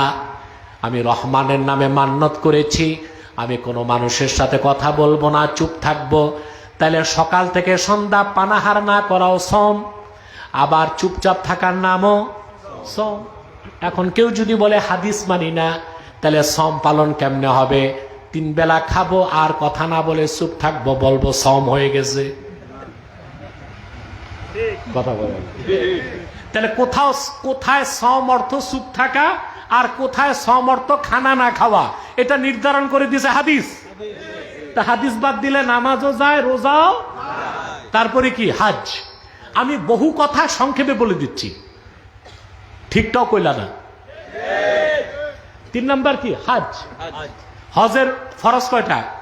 3টা। ইহরাম, তোয়াফে জিয়ারাত, উকুফে আরাফা, ঠিক কিনা? হজের মূল দিন কোন দিন? 9 তারিখ। 9 তারিখ না? ইয়াউমে আরাফা, ওটা তো মূল দিন। আল্লাহ বলেছেন ওয়ালিল্লাহি আলান নাসি হিজ্জুল বাইতি মান ইসতাতাআ ইলাইহি সাবিলা। মানুষদের মধ্যে যারা ধনী, কাবা পর্যন্ত পৌঁছতে সক্ষম, তাদের জন্য বাইতুল্লাহর হজকে ফরজ করা হয়েছে। কিন্তু 9 তারিখ হজের দিন একটা হাজিও কাবা ঘরে থাকে না, সব আরাফায় থাকে। প্রশ্ন হলো কেন? কথা বলেন। কাবায় থাকার কথা না? 9 তারিখ থাকি কই? কারণ আল্লাহর হাবিব বলেছেন আল হাজ্জু আরাফা, হজের সবচেয়ে বড় কাজ হচ্ছে আরাফায় থাকা। আর এটা হাদিস শরীফে আছে। আরাফায় যাওয়ার কথাটা আল্লাহ কোরআন ইঙ্গিত দিয়েছেন, কিন্তু 9 তারিখ কখন থেকে কখন আরাফা? হজের 3 ফরজের বড় ফরজ আরাফা। এটা আসছে কোরআনে না হাদিসে? হাদিস বাদ দিলে হজ, কথা কয় না, নামাজ গেছে, রোজা গেছে, হজ গেছে। রইল কি? যাকাত। 1 লাখ টাকায় কত টাকা যাকাত দেন? 2500 টাকা। কথা বলে না। এটা তো হাদিসেও নাই, এটা আমরা কোরআন হাদিস থেকে ফেকার ভাষায় নির্ধারণ করে দিছি, টাকার মাধ্যমে যে যাকাতটা, ঠিক কিনা? কথা বলে না। এটা হাদিসে আছে, কিন্তু আমরা টাকার হিসাব, স্বর্ণের হিসাব, ঘোড়ার হিসাব, গরুর হিসাব করি না। কথা বলে না। ফসলের ওসর 10 ভাগের 1 ভাগ, এই যে কোনটার কত যাকাত, এটা আল্লাহ স্পষ্ট কোরআন শরীফে বলে দেন নাই, আল্লাহর হাবিব হাদিসের মাধ্যমে বলে দিয়েছেন। তাহলে হাদিস বাদ দিলে নামাজ, রোজা, হজ, যাকাত 4টাই গেল, তো ইসলাম কই? তো যারা বলবে শুধু কোরআন মানি, হাদিস মানি না, নিঃসন্দেহে তারা কাফের। তাহলে ঈমান কি? ঈমান হচ্ছে কোরআনকে বিশ্বাস, হাদিসকে বিশ্বাস, সুন্নতকে বিশ্বাস। আপনি যদি সুন্নত পালন না করেন কাফের হবেন না, কিন্তু একটা সুন্নতকে যদি কটাক্ষ করেন আপনি কাফের হয়ে যাবেন। আসেন দলিল নেন। ইমাম আবু হানিফার প্রধান সহচর ছিল আবু ইউসুফ, কি নাম? রাহমাতুল্লাহ। বাগদাদের আব্বাসীগণ যখন অর্ধেক পৃথিবী শাসন করতেন, তখন বাগদাদে আবু ইউসুফ ছিলেন কাজিউল কুজাত, চিফ জাস্টিস, প্রধান বিচারপতি। তিনি একদিন, আজকের কথা না ভাই, 1200 বছরেরও আগে, বুঝেন নাই, আবু হানিফার সহচর। তো তিনি বিচার করতে যে হঠাৎ বললেন, ইন্না রাসূলুল্লাহি সাল্লাল্লাহু আলাইহি ওয়াসাল্লাম কানা ইউহিব্বুদ দুব্বা ফা আনা উহিব্বুদ দুব্বা। আল্লাহ রাসূল সাল্লাল্লাহু আলাইহি সাল্লাম লাউ পছন্দ করতেন। আবু ইউসুফ বললেন, আমিও লাউ পছন্দ করি। আমি আনায়াতুল্লাহ আব্বাসীও লাউ পছন্দ করি। আপনারা করেন না? কিন্তু লাউয়ের মতো এত দামি জিনিসটা খাইতে শিখেন না। এটা খান ইসা মাছ, মিসা মাছ আর লইট্টা শুটকি দিয়া। লাউ খাবেন গোশত দিয়া। কি দিয়ে? এটা সামাইল তিরমিজিতে এসেছে, আপনি যদি গোশতে লাউ দেন তো তরকারি বাড়ে। 10 জনেরটা 30 জন খাইতে পারে, ঠিক কিনা? তো লাউ খাবেন কি দিয়ে? আমি শুটকি দিয়া খাওয়া নাজায়েজ বলতেছি না, কিন্তু অশোভনীয়। এটা কি? অশোভনীয়। আমরা লাউ পছন্দ করি না। একটা যুবক এজলাসে দাঁড়ায় ছিল, সে বলল লা উহিব্বুদ দুব্বা, আমি লাউ পছন্দ করি না। শুধু এতটুকু। ফাআমারাল ইমামু বিকাতলিহি ফাতাবার রাজুলু ফাওরা। আবু ইউসুফ বললেন, আল্লাহর রাসূল লাউ পছন্দ করতেন শোনার পরে তাৎক্ষণিক যে বলছে আমি লাউ পছন্দ করি না, সে কাফের, তার গর্দান উড়ায় দাও। ফাতাবার রাজুলু ফাওরা। তাৎক্ষণিক যুবকটি তওবা করলো, আবু ইউসুফ তাকে মুক্তি দিয়ে দিলেন। সুবহানাল্লাহ। ইমান, ইমান বুঝেন আগে ভাই, দিন তো চিনেন না, এজন্য মাইর খান। শুধু আগে দিনকে চিনেন, তারপর দিনদার হন। মাইর আর খাবেন না। আপনাদের চোখ দেখলে কাফের মোশেক তাগুত বঙ্গোপসাগর পাড়ি দিয়া দাদা চাচা জ্যাঠাদের দেশে বালাবে। আগে দিনকে চিনুন, দিনের কর্মী হন, দিনে ফিরে আসুন। তো সবকিছুর আগে কি ইমান, ইমানের পর ইসলাম। সুবহানাল্লাহ। এখন ইসলাম অর্থ কি বলবো? না বললে তো আলোচনা পরিপূর্ণ হবে না। ইসলাম ওয়া আসলুহু মিনাস সিলমে হুয়াল ইনকিয়াদুজ যাহির মা শারতে ইনকিয়াদিল বাতিন। সিলমুন শব্দ থেকে ইসলাম এর মানে হচ্ছে ঈমান আনার পরে আল্লাহ তার রাসূল সাল্লাল্লাহু আলাইহি সাল্লামের সমস্ত বিধানকে বাহ্যিকভাবে মেনে নেবার নাম হলো ইসলাম। শর্ত কি? ঈমান আনার পরে আল্লাহ তার হাবিব সাল্লাল্লাহু আলাইহি সাল্লামের সমস্ত আহকাম, যেটারে বলি জীবন বিধান, সুবহানাল্লাহ, শরিয়া, সেই জীবন বিধানকে পুরাপুরি মস্তক নত করে অবনত শিরে মেনে নেবার নাম ইসলাম। সুবহানাল্লাহ বলে। আমরা কি এভাবে দিনকে মানছি? কথা বলে না। তাহলে আমরা কি পরিপূর্ণ মুসলিম হতে পারলাম? আমরা নিজেরই তো মুনাফিক হয়ে আছি, এই জন্য তো কাফের মোশেক আমাদেরকে মারে। ঠিকটা তো ঠিক মতো কইলেন না, কারণ এইটা আত্মসমালোচনা। আর বাঙালির চরিত্র হচ্ছে পরের দোষ ধরে, নিজের দোষটা আরেকজনের আঙ্গুলে দোষ ধরে, কিন্তু 4 আঙ্গুল যে নিজের দিকে, এটার খবর? এক আঙ্গুল আরেকজনের দিকে, সব আঙ্গুল কার দিকে? নিজেরটা দেখে না। আত্মসমালোচনা শিখুন। আমরা পরিপূর্ণ মুসলিম হতে পারি নাই, কারণ আমরা ইমানদার, এটা ঠিক।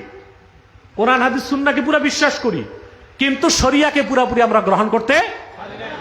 আমাদের কি আইন আদালত শরঈ বিধানে চলে? কথা বলে না। আমাদের লেনদেন ব্যাংকিং কি শরিয়া অনুযায়ী চলে? আমাদের সংস্কৃতি কি শরিয়া অনুযায়ী হচ্ছে? আমাদের শিক্ষানীতি কি শরিয়া অনুযায়ী হচ্ছে? জীবনের একটা বিরাট অংশে আল্লাহর হাবিবের শরীয়তকে বাদ দিয়া কাফের মোশেক বেঈমানদের তর্জ তরিকা তন্ত্র মন্ত্র মতবাদ আদর্শকে গ্রহণ করে আমরা নিজেরাই মুনাফিকের খাতায় নাম তুলে রেখেছি। কিন্তু আকাশ পানে চেয়ে আছি বিজয় কবে আসবে। বিজয় পাওয়ার কোনো যোগ্যতা আমাদের নাই।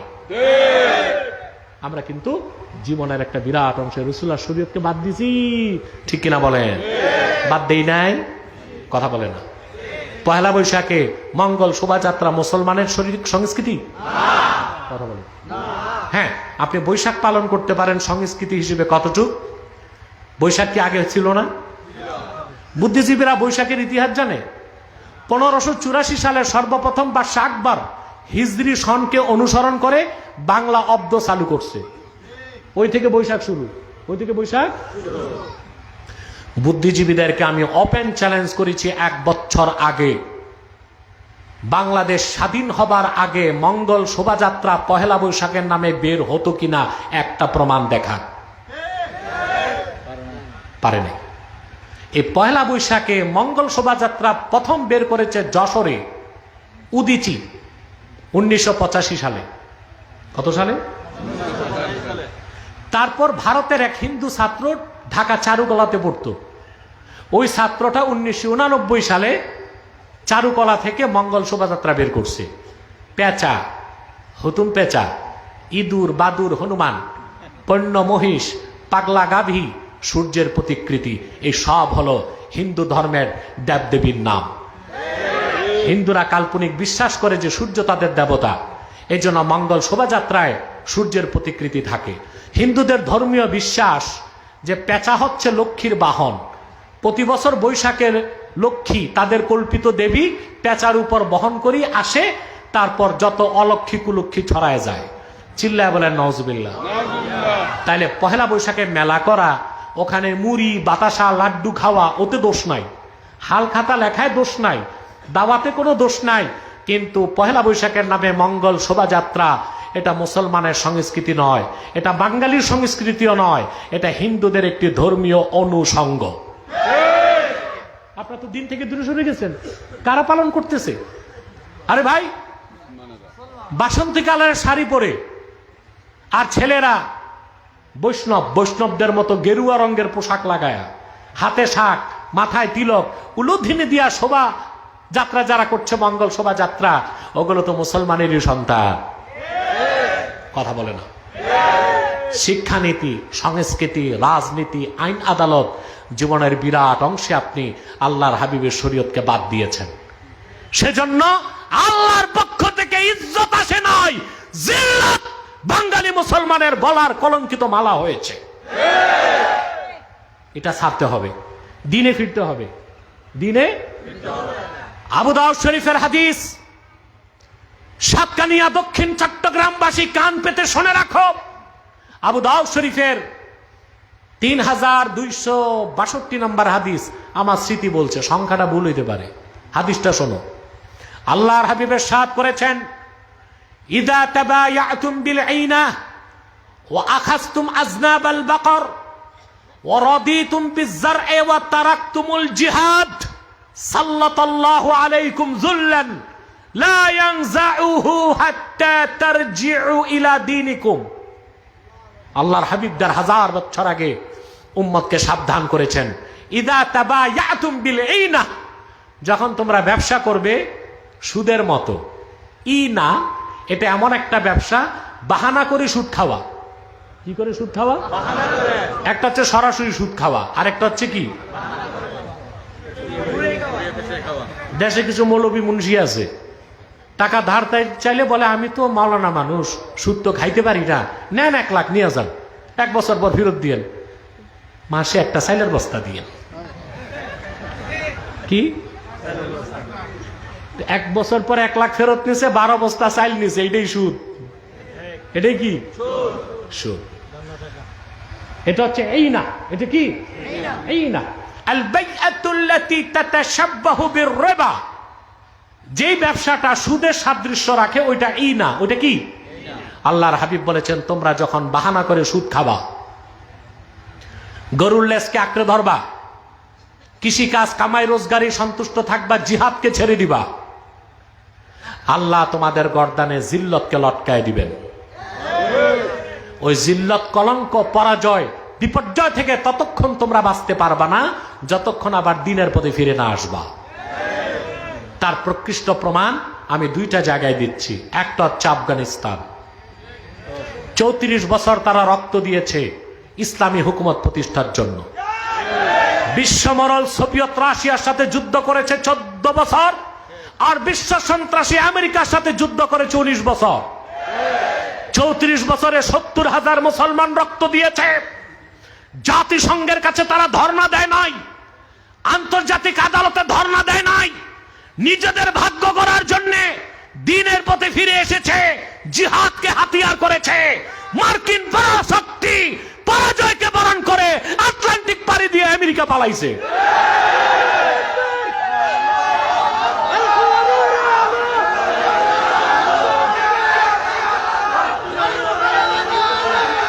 আমার ভাইয়েরা,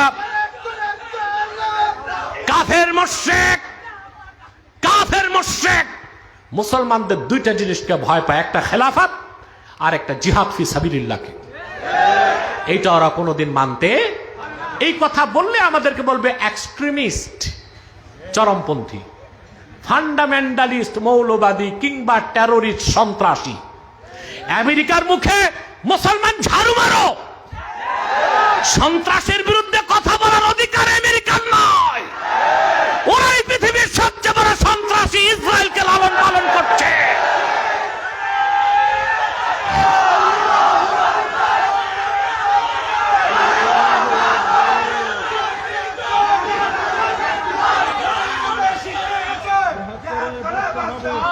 আজ দেখেন, যদি প্রশ্ন করা হয় শিশু বাচ্চাকেও, বাংলাদেশে না ইউরোপ আমেরিকায় যে যদি প্রশ্ন করেন কোন শিশু বাচ্চাকে, ইউরোপ আমেরিকার পৃথিবীর সবচেয়ে বড় সন্ত্রাসী দেশ কোনটি, ওরাও বলবে most terrorist state in the world Israel.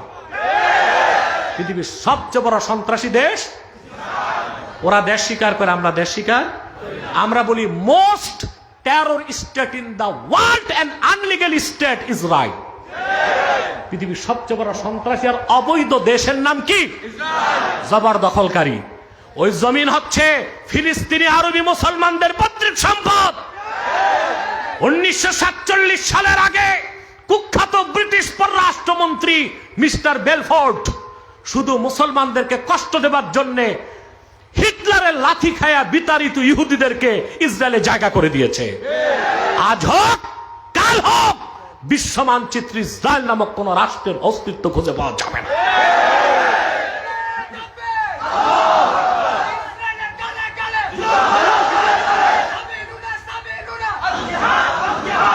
সম্মানিত সুধী, তাহলে আমেরিকার মুখে সন্ত্রাসের বিরুদ্ধে কথা মানায়, কিন্তু আমেরিকা বিচার করে দুনিয়ার।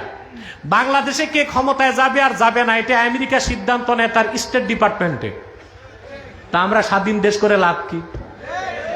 ওখান থেকে ওরা চৌকরাঙ্গায় বাংলাদেশের নেতা নেত্রীরা পেশাব করে দেয়, তো দেশ স্বাধীন করে লাভ কি? কিন্তু আফগানের মুসলমান যাদের মোল্লা বলো, ওরা জাতিসংঘের কাছে সমাধান চায় নাই, জিহাদ ফি সাবিলিল্লাহকে ধারণ করছে। আমেরিকা তলপানিয়া পালায়া শেষ নিঃশ্বাস ত্যাগ করছে। একই চিত্র আমরা দেখতে পাই ফিলিস্তিনে। হামাসের মুসলমান 70 বছরে লক্ষ লক্ষ মুসলমানকে হত্যা করেছে ইসরায়েল। রাসায়নিক বোমা মেরে মুসলমানদেরকে হত্যা করেছে, পাখির মতো গুলি করে বাইতুল মুকাদ্দাসে মুসল্লিদেরকে হত্যা করেছে। প্রত্যেক রমজানে মুসলমানের রক্তে মুসলমানের তৃতীয় কিবলা বাইতুল মুকাদ্দাসকে রঞ্জিত করেছে। জাতিসংঘ সমাধান করে দেয় নাই, স্টেট ডিপার্টমেন্ট সমাধান করে দেয় নাই। কিন্তু গত 7ই অক্টোবর হামাস জিহাদের পথকে বেছে নিয়েছে। একদিনে ইসরায়েলের 70 বছরের 20 দাঁতকে ভেঙে দিছে। চিল্লা এখন আল্লাহু আকবার। তাহলে আমাদেরকে দিনের পথে ফিরতে হবে, জিহাদকে ধরতে হবে। তো দিনে ফিরতে হলে দিন চিনতে হবে না? কয়টা জিনিসের সমষ্টির নাম দিন? প্রথম হচ্ছে ঈমান, তারপরে ইসলাম, 3 নাম্বার হচ্ছে ইহসান। এই ইহসান হচ্ছে ইখলাস, অর্থাৎ সব কিছু করবেন কার জন্য? কোন ওয়াজ করবে আল্লাহর সন্তুষ্টির জন্য, রাজনীতিবিদ রাজনীতি করবে আল্লাহর সন্তুষ্টির জন্য, নেতা জনসেবা করবে আল্লাহর সন্তুষ্টির জন্য। ঠিক কিনা বল? কুল ইন্না সালাতি ওয়া নুসুকি ওয়া মাহইয়ায়া ওয়া মামাতি লিল্লাহি রাব্বিল আলামিন। বলুন প্রিয় হাবিব মুহাম্মদ সাল্লাল্লাহু আলাইহি ওয়াসাল্লাম, নিশ্চয় আমার নামাজ, আমার কোরবানি, আমার জীবন, আমার মৃত্যু সব আল্লাহ রাব্বুল আলামিনের জন্যে। সব ইবাদত হবে কার জন্যে? এর নাম ইখলাস, এর অপর নাম ইহসান। এই তিনে মিলে দিন ইসলাম। সুবহানাল্লাহ বলেন। এই দিনকে আল্লাহ পরিপূর্ণ করে দিলেন 1500 বছর আগে। মুহাম্মদ সাল্লাল্লাহু আলাইহি ওয়াসাল্লামের রক্ত জরা দিনকে আল্লাহ 1500 বছর আগে পরিপূর্ণ করেই ছেড়ে দেন নাই, বরং এই দিনকে একমাত্র স্বীকৃতি দিয়ে আল্লাহ সব দিনগুলোকে রহিত করে দিয়েছেন। দিনগুলোকে কি করছেন? বসেন আর 10 মিনিট যাবেন। কি বলে? হাঁটু ধরে গেছে, আমি বুঝতেছি। যারা একটু হেলদি তাদেরকে একটু চেয়ারে বসালেও ভালো হতো আমার মনে হয়। সম্মানিত সুধী, এই তো অনেক রাত হয়ে গেছে, এবার আমি সাবস্টেন্সটা বলে দিচ্ছি। তাহলে কথা বুঝতেছেন তো? আল্লাহ শুধু দিনকে পরিপূর্ণ করে ছেড়ে দিছেন না একমাত্র ইসলামকে স্বীকৃতি দিছেন? এর মানে আল্লাহ পর্যন্ত পৌঁছার জন্য, মুক্তির জন্য ইসলামের বাইরে আর কোন দিন, ধর্ম, তন্ত্র মন্ত্র খোঁজা যাবে যাবে? বাংলাদেশে এখন একটা নতুন ফেরকা বের হয়েছে, ইন্টারফেইথ, আন্তধর্মীয় মতবাদ। দেখা যায় একই অনুষ্ঠানে একজন আলেম, একজন ঠাকুর, একজন পাদ্রী, একজন পুরোহিত বসে মানুষকে বলতেছে আমরা সাম্প্রদায়িক সম্প্রীতিতে বিশ্বাসী। নাউজুবিল্লাহ। ইন্টারফেথ হচ্ছে খ্রিস্টানদের একটা গোপন মিশন, মানুষকে দিন থেকে সরাবার একটা অপকৌশল।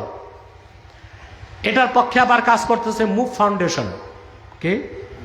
এটা খ্রিস্টানদের একটা সংস্থা, মুভ ফাউন্ডেশন। তারা বলে ইসলাম ইজ দ্য বেস্ট, ইসলাম শ্রেষ্ঠ, তবে অন্য ধর্ম থেকেও কিছু নেওয়া যেতে পারে। কথা বলেন। যাবে কেন?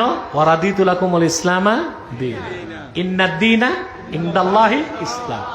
অন্য ধর্ম থেকে কিছু নেওয়া যাবে। এখন তর্কের খাতিরে আপনি বলতে পারেন কেন ইসলাম পরিপূর্ণ, ইসলাম সর্বশ্রেষ্ঠ, ইসলাম চূড়ান্ত, ইসলাম শেষ, সন্দেহ নাই। তবে ঈসা নবী মুসা নবীও তো দ্বীনের কাজ করে গেছেন, তার ধর্ম থেকে ভালো কিছু নেওয়া যাবে না? কথা বলেন। আরে ভাই প্রশ্ন, এই বসো, তোমরা পিছনের লোক দেখে না তোমাদেরকে, বসো। প্রশ্ন আসতে পারে? আবার বলছি, এই কথাটা বলে আমি সমাপ্তির চলে যাচ্ছি। কোরআন শরীফ রেখে আসো। ইসলাম ইজ দ্য বেস্ট। হ্যাঁ, ইসলাম সর্বশ্রেষ্ঠ, ইসলাম চূড়ান্ত, ইসলাম শেষ, ইসলাম পরিপূর্ণ, তা মানলাম।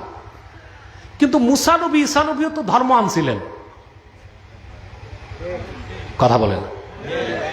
ওই ধর্মগুলো তো আল্লাহর কাছ থেকে এসেছিল, কথা বলেন। পশ্চিমাদের কাছে স্যামেটিক ধর্ম তিনটা। কয়টা? Semitic religions. স্যামেটিক কেন বলে জানেন? সামা অর্থ আসমান, সামা থেকে স্যামেটিক, সামাউই থেকে স্যামেটিক, অর্থাৎ যে ধর্মগুলো আকাশ থেকে এসেছে, মানে আল্লাহর কাছ থেকে, ওগুলোকে পশ্চিমারা কি বলে? স্যামেটিক। এখন বলতে পারেন আপনি ইসলাম পরিপূর্ণ, ইসলাম সর্বশ্রেষ্ঠ, ইসলাম শেষ, ইসলাম চূড়ান্ত, মানলাম। তা আগে যে দুইটা ধর্ম, ইহুদি আর খ্রিস্টান, ওই তো স্যামেটিক, কথা বলে না। ওখান থেকে কিছু ভালো নিলে সমস্যা কি? সমস্যা আছে? কথা বলেন। ওষুধ যত দামি হোক, ডেট ফেল ওষুধ খেলে রুগী মরে না বাঁচে। ওষুধ খুব দামি, কিন্তু ডেট এক্সপায়ার্ড, মেয়াদ উত্তীর্ণ হয়ে গেছে। ওই ওষুধ খাইলে রুগী মরবে, বাঁচবে না তাড়াতাড়ি মরবে। মুসা নবী দ্বীনের কাজ করেছেন, ঈসা আসার পরে তার দ্বীন, তার শরীয়ত তার রিজেক্টেড হয়ে গেছে। আবার ১৫০০ বছর আগে আখিরি নবী মুহাম্মদ সাল্লাল্লাহু আলাইহি সাল্লামের মাধ্যমে দ্বীনকে আল্লাহ পরিপূর্ণ করে ঈসার দ্বীনকে আল্লাহ, ঈসার শরীয়তকে রিজেক্ট করে দিয়েছেন। এখন শুধু ইসলাম, একমাত্র ইসলাম, কেবলমাত্র ইসলাম। পূর্বের কোন ধর্ম থেকে ভালো কিছু থাকলেও খোঁজা যাবে না, খুঁজলেও নেওয়া যাবে না। কারণ আল্লাহ চূড়ান্ত সিদ্ধান্ত দিয়ে দিয়েছেন, ওয়ারাদিতু লাকুমুল ইসলামা দীনা, আই আখতারতু লাকুমুল ইসলামা দীনান ফাকাত। আমি শুধুমাত্র আমার হাবিব মুহাম্মদ সাল্লাল্লাহু আলাইহি সাল্লামের রক্ত ঝরা দ্বীন ইসলামকেই স্বীকৃতি দিলাম। আল্লাহ তার হাবিব আখিরি নবী মুহাম্মদ সাল্লাল্লাহু আলাইহি সাল্লামের আনিত দ্বীন ইসলামকে ১৫০০ বছর আগে পরিপূর্ণ করে দিয়েছেন, নেয়ামতকে ১৫০০ বছর আগে পরিসমাপ্ত করে দিয়েছেন, এবং শুধু দ্বীন ইসলামকে স্বীকৃতি দিয়েছেন। আমাদের সেই দিন বুঝতে হবে, দিন জানতে হবে, দিনের কর্মী হতে হবে, জিহাদের পথকে বেছে নিতে হবে। বিজয় আমাদের পদচুম্বন করবে ইনশাআল্লাহ। আল্লাহ কবুল করুক, মঞ্জুর করুক, বলুন আল্লাহুম্মা আমিন। মুনাজাত করে দিই, অনেক রাত হয়ে গেছে, আমি মুনাজাত করবো এখন। এই কোথায় যাচ্ছেন আপনারা? ওনার আউলিয়া কেরাম, ওনাদের দোয়া লাগে না, আমরা দোয়া করে বিদায় নিব। আসুন একটু সালাত ও সালাম পরে দোয়া করি মহব্বতে। সাল্লাল্লাহু আলাইহি ইয়া নবী সাল্লাল্লাহু আলাইহি ওয়াসাল্লাম, সাল্লাল্লাহু আলা মুহাম্মাদ, সাল্লাল্লাহু